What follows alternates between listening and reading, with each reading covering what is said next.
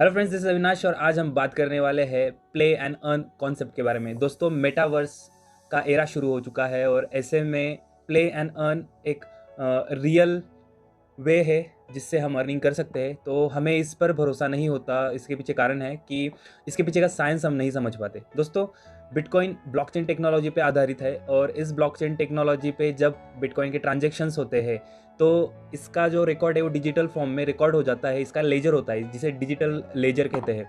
तो इसे वेरीफाई करने के लिए आपके सर्वर की एक कैपेसिटी लगती है। कैपेसिटी इन द सेंस आपको सर्वर एम्प्लॉय करना पड़ता है, सर्वर को काम पे लगाना पड़ता है ट्रांजैक्शन वेरीफाई करने के लिए। दोस्तों, बिटकॉइन जब एक एड्रेस से दूसरे एड्रेस पे सेंड होता है तो ट्रांजैक्शन वेरीफाई करने के लिए जो सर्वर यूज़ होते हैं उन सर्वर्स को इस काम के लिए रिवॉर्ड मिलता है या फिर या कहेंगे कि फ़ीस मिलती है। तो ये इसी फीस को माइनिंग रिवॉर्ड्स कहा जाता है। ओके, तो इसी को माइनिंग कहा जाता है। तो यहाँ पर क्या हुआ, एक तरीके का वर्क हुआ। तो वैल्यूएशन कहाँ से आई? जो बिटकॉइन की वैल्यूएशन है वो वैल्यूएशन आती है सर्वर के एम्प्लॉयमेंट से। हम जब सर्वर लगाते हैं तो एनर्जी कंज्यूम हो रही है, अपना टाइम आप दे रहे हो, तो ये सब चीज़ें वैल्यू एडिशन करती है टोकन में और इसी के साथ ही बिटकॉइन का प्राइस बढ़ना शुरू हुआ था। तो दोस्तों, इसको बोलते हैं प्रूफ ऑफ वर्क।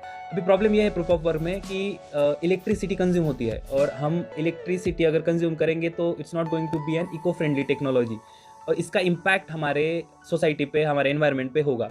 तो instead of that people in crypto industry come up with the solution और वो सोल्यूशन था प्रूफ ऑफ स्टेकिंग। अभी इसमें क्या करना है कि आपको सर्वर्स को यूज़ करने की ज़रूरत नहीं होती है, तो फिर आप वैल्यू एडिशन कैसे करोगे अपने टोकन में? तो इसी का एक तरीका होता है स्टेकिंग। स्टेकिंग का मतलब होता है आप एक पर्टिकुलर प्लेटफॉर्म से या कंपनी से उनके कॉइन्स खरीदते हो और उसके बाद माइनिंग में नहीं डालते हो क्योंकि ऐसी कोई तकनीक उसमें नहीं होती है। तो प्रूफ ऑफ स्टेक होता है। स्टेक करने का मतलब होता है कि आप अपने कॉइन्स या फिर जो भी करेंसी है वो उस कंपनी में स्टेकिंग को लगाते हो तो आपको एपीआई मिलता है, एपीवाई मिलता है। तो उससे कहते हैं रिटर्न्स जो आपके स्टेकिंग पे मिलते हैं, आपके होल्ड करने पे मिलते हैं। तो इसी को स्टेकिंग कहा जाता है। तो इस दो तरीके के कॉन्सेप्ट्स पे क्रिप्टो इंडस्ट्री में अर्निंग की जा सकती है।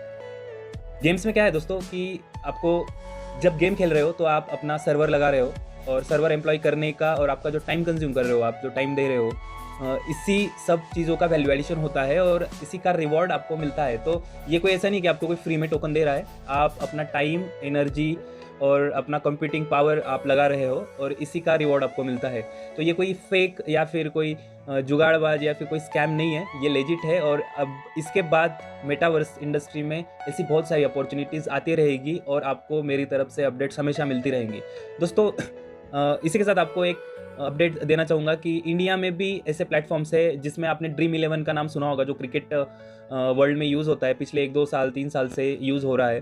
तो इट इज़ वर्किंग और ये काम करता है। इसी के साथ ड्रीम 11 की टीम 1 to 11 करके प्रोजेक्ट है जो क्रिप्टो इंडस्ट्री में लेके आ रही है। तो क्रिप्टो में आप अब 1 to 11 प्लेटफॉर्म से प्ले एंड अर्न कॉन्सेप्ट पे अर्निंग स्टार्ट कर सकते हो। तो इंडियन प्लेटफॉर्म भी और मैं बहुत सारे प्लेटफॉर्म्स अभी लेके आने वाला हूँ, तो आप प्लीज़ सब्सक्राइब कर लीजिए क्योंकि ये बहुत इंपॉर्टेंट होने वाला है। आप बहुत लोगों को एम्प्लॉयमेंट देने की ताकत रखते हो, तो प्लीज़ जुड़े रहिए मेरे वीडियो के साथ और आपका प्यार दिखाइए। मैं इसी तरीके से आपके लिए अपडेट्स और नॉलेज लेते आता रहूँगा।